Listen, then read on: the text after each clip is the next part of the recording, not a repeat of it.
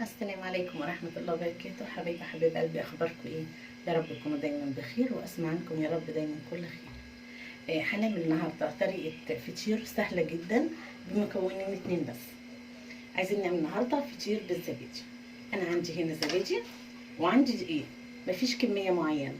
خلاص، تعالوا نقول بسم الله الرحمن الرحيم. وهنحط أول علبة من الزبادي أهي. عايزه تحطي زبدتين 3 4 حسب ما انت عايزه. تعالي نشوف الاول الطريقه، ولو عجبك اعملي الكميه اللي انت عايزاها، وبرده ابداي بكميه صغيره الاول. بسم الله الرحمن الرحيم. ادي كده 2 زبادي. هنقول بسم الله الرحمن الرحيم ونبدا ننزل بالدقيق حبه حبه لغايه ما يعجن معانا.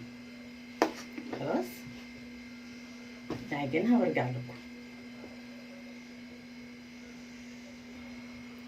خلاص عجنتها وخدمتها كويس قوي على الرخامه، اديتها جامد يعني، لعكتها جامد، عجنتها كويس قوي قوي. بصي اهي. طيب هنعمل ايه؟ نقطعها حسب رغبتك، قطع صغيره او قطع كبيره. بسم الله الرحمن الرحيم.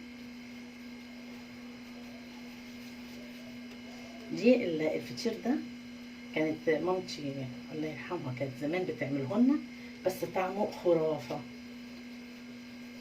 نخلص خالص وارجع لكم.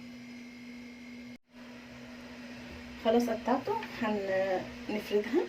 بسم الله الرحمن الرحيم. مش هستنى اما يفتحوا الحاجه، لا هو كده اشتغل بيه على طول. وهفرده، وبعد ما نفرده هنروح نعمله على البوتاجاز مع بعض سوا. خلاص، انا خلصت فرد الفطير. جبت طاسه حطيت فيها حبه زيت صغيره. بص يعني الزيت مش كتير قوي. هنقول كده بسم الله الرحمن الرحيم. انفضه كده من الدقيق. بسم الله الرحمن الرحيم كده اهو. بص نعمله كده وقلبته على الجنب التاني، وهقلبه برده تاني عشان ده يحمر.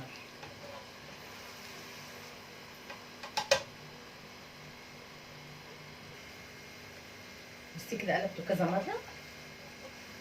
خلاص، هطلعه احطه على المناديل علشان يشرب الزيت اللي فيه كده.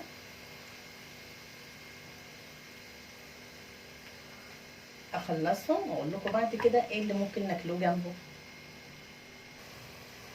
دي كده اخر فطيره. اهم حاجه انك تعمليه على نار هاديه علشان وشه يحمر والقلب كمان. وبعدين في حاجه ان انت ما تفردهوش رفيع قوي، لا خليه سميك شويه، يعني بتاع نص سنتي كده، عشان تعرفي تاكليه ويبقى مليان كده وحلو.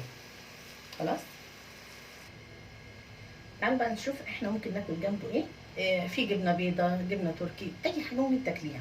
النهارده انا هعمل لك جنبها عجوه، او معنى كلمه عجوه يعني تمر طري. طبعا كلنا عارفين ان العجوه او التمر طري، فصصتها خلاص. وهنعملها بالبيض.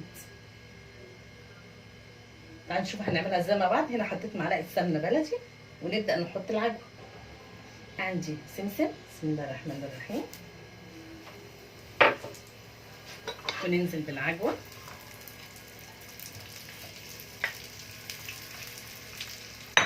هنقلبها لغايه لما تتقلب في السمسم كله وتكون سخنت وبردت. والاكله دي للي عنده انيميا او اللي عنده المناعه ضعيفه، عايزه تستفسري اكتر عشان ما اطولش عليكي الفيديو اكتر من كده، ادخلي على النت شوفي فوائد العجوه، شوفي فوائد السمسم. خلاص، بسم الله الرحمن الرحيم. نحط عليها البيض.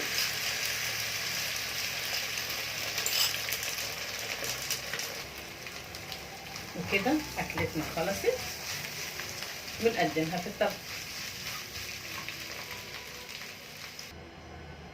وادي طبقنا بألف هنا وشفا. الاتنين زبادي عملوا لي 6 فطاير. خلاص، اشوفكم ان شاء الله في فيديو تاني، وجربيها مش هتندمي.